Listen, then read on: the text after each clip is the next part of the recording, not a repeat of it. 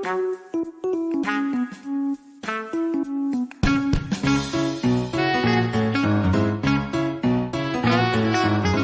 suis le docteur Cyril Fischoff, chiropracteur, spécialiste en échographie musculo-squelettique, exerçant à l'île Maurice. Je vous invite à écouter un nouvel épisode du podcast Vertèbre & Co, chaque premier et troisième lundi du mois. Ce podcast est consacré à l'univers de la médecine musculo-squelettique.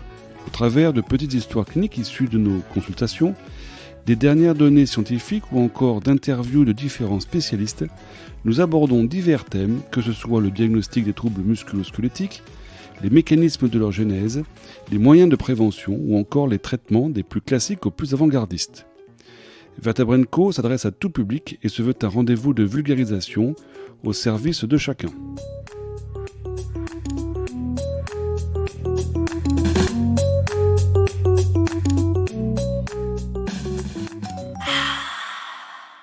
Bonjour à tous, aujourd'hui dans ce nouvel épisode, nous allons parler de la tendinite, ou plutôt de la tendinopathie.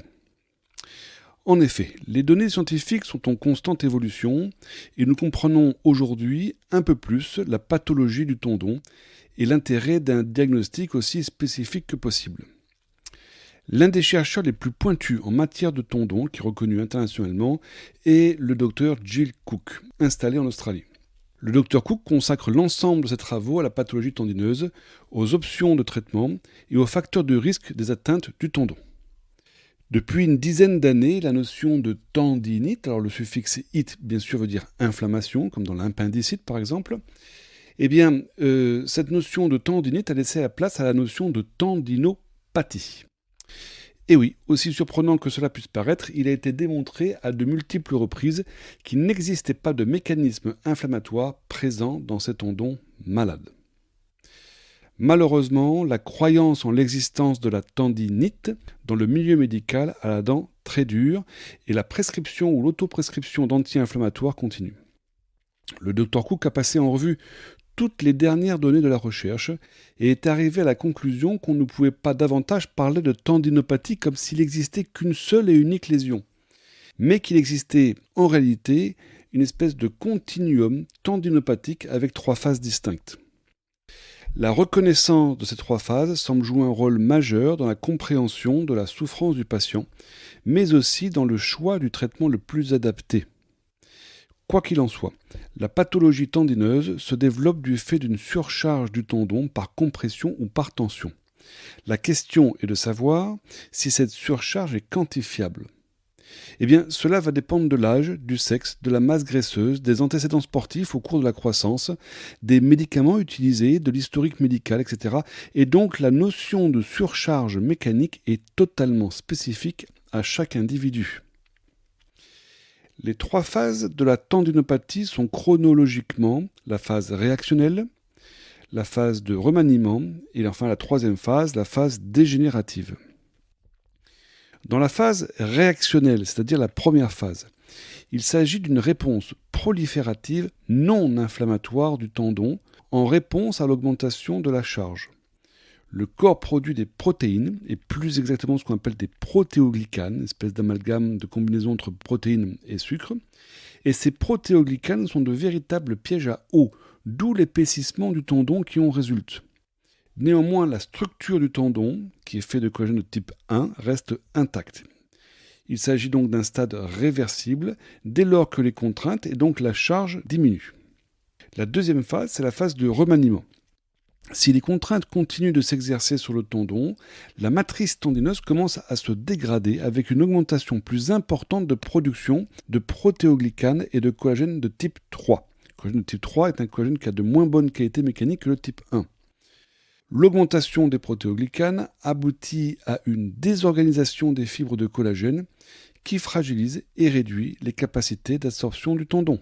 Plus la phase de remaniement dure, plus les chances d'avoir affaire à une lésion réversible diminuent. Troisième phase du continuum, la phase dégénérative. La désorganisation progressive de la structure tendineuse conduit à l'apparition de zones de plus en plus importantes ne contenant plus aucune cellule en mesure de produire du collagène. Et là, c'est la catastrophe pour le tendon. Cette dégénérescence se traduit par l'apparition de fissurations ou de déchirures plus ou moins importantes. Lors des 2 dernières phases, le corps tente de relancer malgré tout un mécanisme prolifératif en créant de petits vaisseaux sanguins. On parle de néovascularisation et des petites terminaisons nerveuses, on parle de néo-innervation. Tout cela apparaît en périphérie et à l'intérieur de ces lésions. Le patient peut ressentir une douleur à n'importe laquelle de ces phases de la tendinopathie. D'un autre côté, une phase réactionnelle peut passer totalement inaperçue. Et un patient ne ressentir des douleurs qu'à la phase dégénérative, totalement à la fin du continuum. Il faut également prendre en considération que s'il existe des mécanismes douloureux locaux, c'est-à-dire à l'intérieur du tendon, autour du tendon, il existe aussi des mécanismes purement neurologiques, avec des notions qu'on appelle de facilitation périphérique et centrale de la douleur. On en reparlera plus tard. Mais tout cela, votre praticien devra le prendre en compte. Qu'en est-il de l'imagerie ? Eh bien, l'examen qui permet à ce jour de quantifier le plus précisément ce continuum est clairement l'échographie. L'échographie permet de visualiser la structure du tendon et la présence de zones plus ou moins hypoéchogènes, de quantifier son épaisseur, et grâce au Doppler puissance, elle permet de déterminer la présence ou non de petits vaisseaux sanguins, caractéristiques de la phase de remaniement avancé ou de la phase dégénérative. Qu'en est-il du traitement ? Eh bien, c'est là où la notion de continuum tendinopathique est d'un apport majeur pour votre praticien de santé. Il faut d'abord bien percevoir qu'une mise au repos prolongée n'est jamais une bonne idée. Plus un tendon est au repos, plus il perd ses capacités d'absorber la charge mécanique, et de là les risques de blessures sont accrus.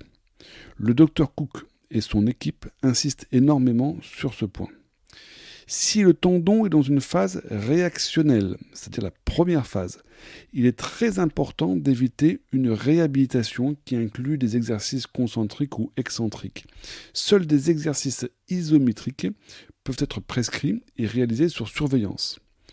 Globalement, grossièrement, cela consiste à réaliser des contractions en maintenant une position statique. Il est donc primordial de réduire les mouvements qui combinent à la fois des contraintes en compression et en tension. Et cela, les patients ont du mal à le comprendre. Cela veut dire pas de stretching, ce qui peut paraître totalement contre-intuitif. Toute procédure à visée proliférative, par exemple les ondes de choc, les injections de PRP, la prolothérapie, le needling intratendineux, l'électrolyse percutanée, des massages transverses profonds, des ultrasons et bien d'autres, est à envisager uniquement lors de la phase de remaniement ou lors de la phase dégénérative. Plus un tendon tend vers une phase dégénérative évoluée, plus le traitement à visée proliférative devrait être important, avec idéalement le recours à des traitements combinés, par exemple du PRP et de la réhabilitation, ou encore de l'électrolyse intratendineuse et des ondes de choc. En cas d'échec au traitement conservateur, la seule alternative restera la chirurgie. Malgré l'absence d'inflammation, le traitement par anti-inflammatoire semble malgré tout soulager la douleur au stade de tendinopathie réactionnelle, c'est-à-dire tout au début. Il inhibe la production d'une protéine responsable du gonflement du tendon. Parmi les anti-inflammatoires, l'ibuprofène est considéré comme une des meilleures molécules dans cet objectif et sans effet délétère sur la réparation du tendon. Au stade de remaniement ou au stade dégénératif, les anti-inflammatoires sont clairement à proscrire. On peut même envisager qu'une prescription d'anti-inflammatoires ou une infiltration de corticoïdes en péritendineux lors d'une phase de remaniement puisse précipiter le tendon vers une phase dégénérative. Alors, que devons-nous retenir ? Il est important de comprendre que la tendinite, inflammation, n'existe pas. Le modèle actuel dit de tendinopathie consiste en un continuum évoluant selon 3 phases, réactionnelle, de remaniement et dégénérative. Le diagnostic échographique revêt un intérêt majeur dans la détermination de ces 3 phases, car il permet de conditionner le type de traitement le plus approprié et d'éviter toute aggravation de la pathologie. Dans la description de ce podcast, je mets un lien vers un article contenant à la fois de l'iconographie afin d'illustrer ce qui était décrit notamment concernant l'échographie et qui comprend également les sources qui ont permis de réaliser cet article. Je vous donne rendez-vous très bientôt dans un nouvel épisode du podcast Vertèbre & Co. En attendant, portez-vous bien, restez actifs et si vous avez des questions ou des idées de thèmes que vous souhaitez que nous abordions, n'hésitez pas à me contacter sur la page du podcast vertebreandco.com.